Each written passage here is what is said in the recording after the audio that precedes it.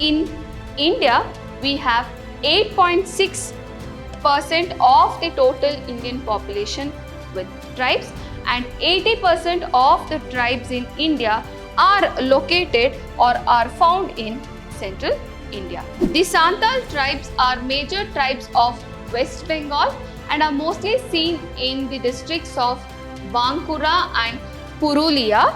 Some of the forest tribals are not even given access to the forest produce, and grazing of cattle is rendered illegal by the government.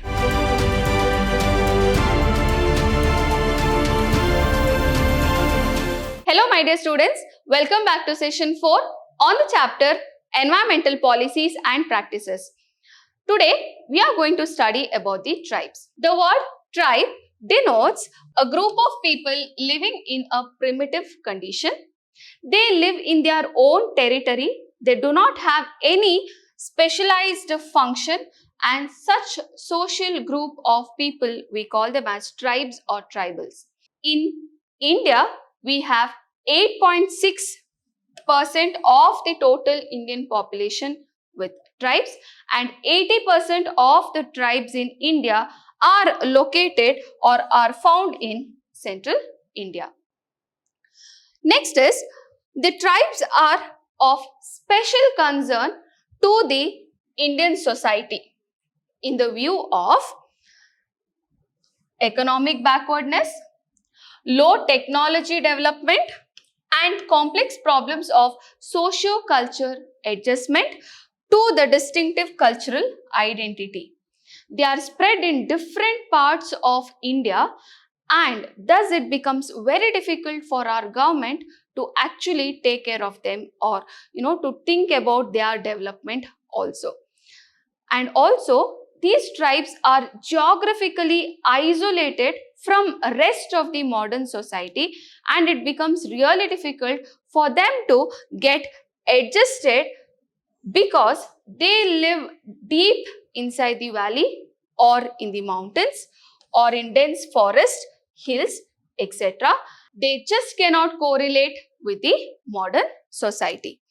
The welfare schemes or programs or projects undertaken by the government does not even reach them because they are geographically isolated compared to the modern society.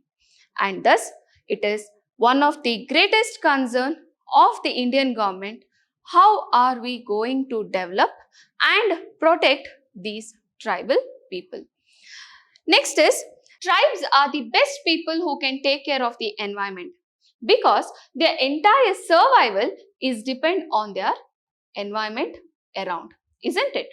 Thus, tribal people have managed, protected, nurtured and shaped their land for generations, and they will not cause any harm to the environment because they have lot of benefits and they survive on the basis of the environment around it. Here in South Asia, tribal people have coexisted with the tigers for thousands of years, but in the name of protecting the animals, they were evicted from these regions. Also, there is an evidence, for example, in Chitwan National Park of Nepal, the tiger density actually decreased when the people were, the tribes were evicted from that particular region. The tribes, how are they protecting these animals? They have a very sharp ear and they can identify if these animals are attacked by the poachers. That is how they are saving the environment. Also, they are saving the biodiversity in the land where they are living. That's how, because there are tribes, there are some benefits of saving the biodiversity of the environment. Okay.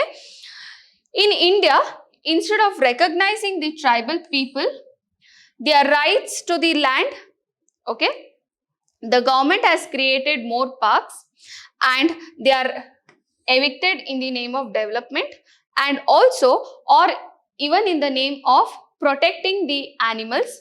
These are the two reasons where they are evicted.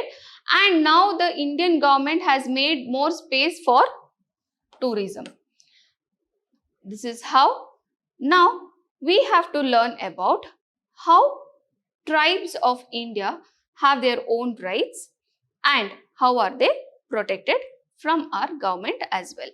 So these are some of the tribes, very few I have mentioned here. The first one is the Gond tribes.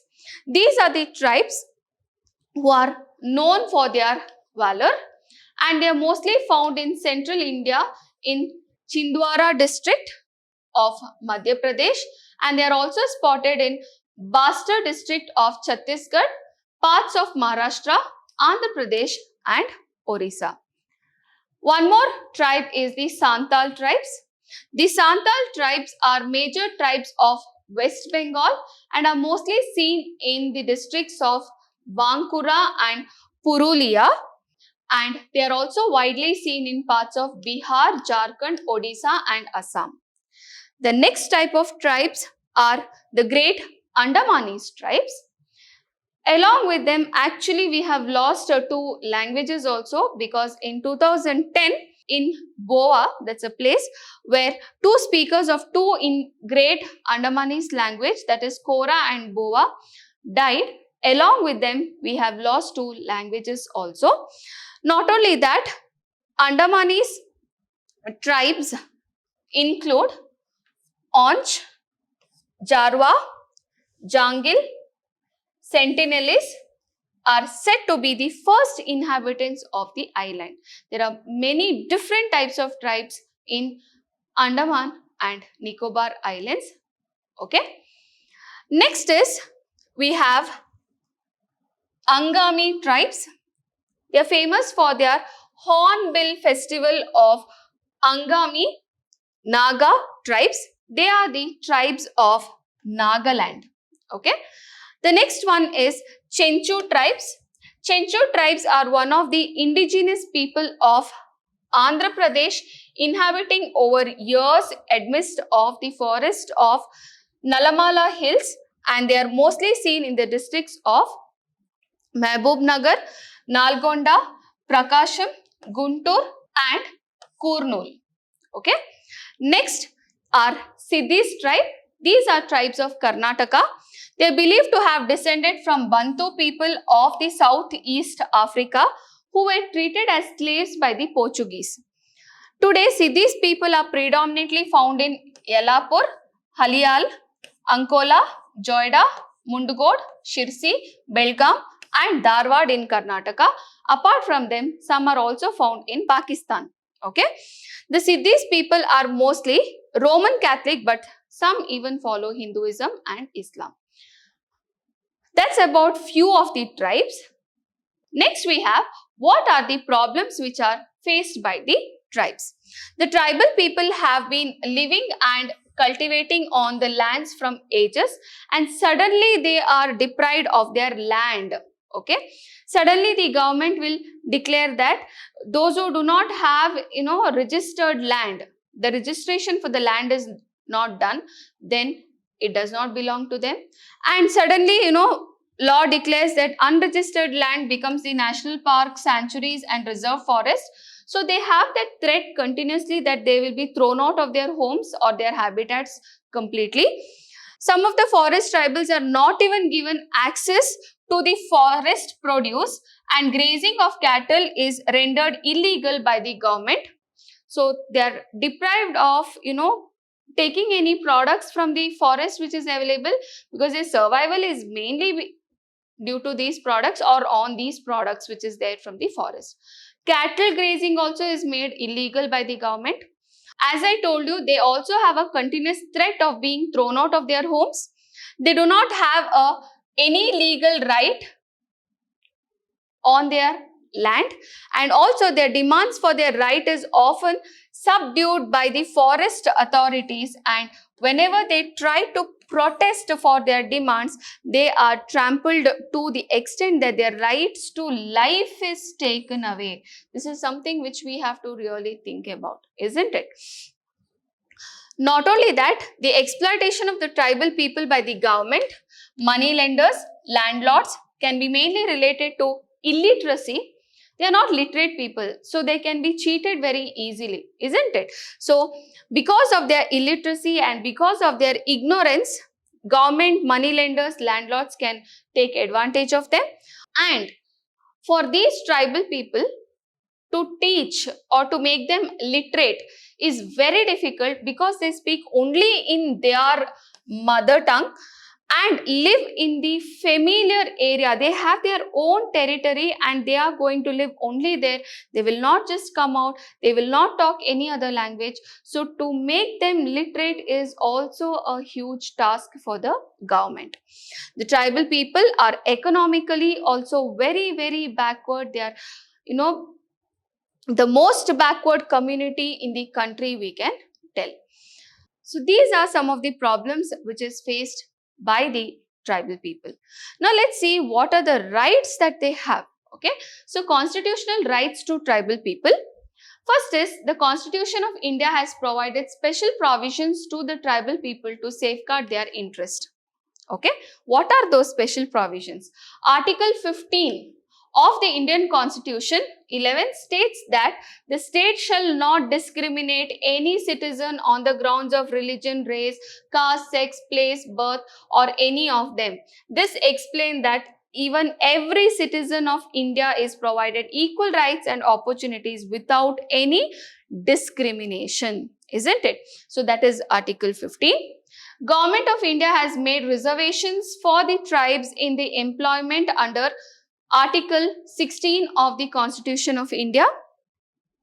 The Government of India has reserved seats in the House of People, that is in Lok Sabha, and the State Legislative Assembly under the Article 330 and 332 for the Constitution of India. So they have seats reserved in Lok Sabha. They have, Article 15, which tells that all the citizens are equal, they have to be treated equally, they should be given opportunities equally. And also Article 19 of the Constitution of India guarantees the tribal people rights to own property and enjoy it in any part of the country. And Article 338 of the Constitution of India grants the right to appoint a commissioner to look after the welfare activities of the tribes. There can be a commissioner only who is been appointed only to take care of the welfare of the tribes. In Article 46, of the Constitution of India states that the state shall promote with special care the educational and the economic interest of the weaker section of the people, and in particular the scheduled caste and the scheduled tribes, and shall protect them from the social injustice of all forms and exploitation. Not only that, under Article 275, the Constitution of India, the central government is required to give grants in aid to state government to approve tribal welfare schemes. Okay. So these are some of the welfare schemes which is done.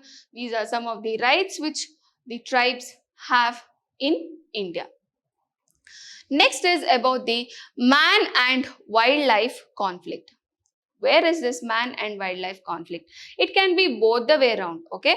Either man is creating a problem to the wildlife, or in turn the wildlife is creating a problem to the man, and then the conflict between the man and the wildlife can start. Okay, so when wild animals leave their protected area, that is the forest, to raid human settlements in search of food and water, it gives rise to conflicts between man and wildlife. If you see this particular graph or this particular picture, all the green spots, what you can see, they are the protected areas in India, and 726 protected areas are there in India. Tiger, 29% are outside the protected area. What is it? 29% of the tigers are outside the protected area. 67% of the elephants are outside their protected area. Wolf, almost 100% are outside. Black bucks, 50% are outside the protected areas. And In Gangetic dolphins, okay, almost 100% are outside the protected area. Why are these animals coming out of their protected area? It is basically because there is a scarcity of food and water. They are coming in search of food as well as water, and the forest density is going on reducing, and when there is no enough food for them, they will come out in search of that and lead to all kinds of conflict. So we'll see some of the conflicts in India. Man-elephant conflict. This particular conflict has become very common nowadays. You can see Assam, Meghalaya, Karnataka, Orissa, Kerala, Tamil Nadu, Jharkhand and Kaziranga are the main man-elephant conflict zones. Okay. The loss of forest cover, mining, encroachment push the mammoth towards the human habitation. Beside, elephants tend to move across the habitat for feeding and breeding. The destruction and obstruction of the natural movement corridors often create confrontation situation that is often result in loss of life on both the sides. It's not only man who is losing life, the loss of life is on both the sides. Sometimes the man kills the elephants, sometimes the elephants kills the man. So that conflict between the two ends are always there. And why it is there? Because the actual problem is when man is doing all the deforestation, the forest density is reduced. And where will the animal goes for their food and water? It is very obvious they are in search of their food and water, and they tend to come to the human habitats, and that is when the conflict will start. And elephants, we know they are really very huge. They move in groups, okay? And when they come in groups, there is a lot of destruction which they, lead to for the man. And man in turn, to save themselves from these animals, they try to kill these elephants. And that's how the life is lost on both the ends. Next is the man-leopard conflict. From 1991-92 to 2003, 78 instances of leopard attacking humans and the cattle occurred in Sundargarh and Atmalik district in Orissa. Okay, again, this is for the search of food and water is when they are coming out. Next is human-tiger conflict. Sundarbans is the hotspot for human deaths by the tiger at its highest. Okay, the largest mangrove in the world, listed under both World's Heritage and the Ramsar Conventions. The Sundarbans is the home to an estimated of how many tigers? 200 tigers. The Sundarbans have almost 200 tigers. With the increasing population in the region, the conflicts is rising. Apart from Sundarbans, in Kaziranga, there is also a human-tiger conflict zone. Because the amount of tigers in particular area is really high, due to that, it goes and attacks the humans who are there around this region. And that is how there is human-tiger conflict. Okay, so I hope you have understood about this particular chapter. For more update, stay tuned, stay updated.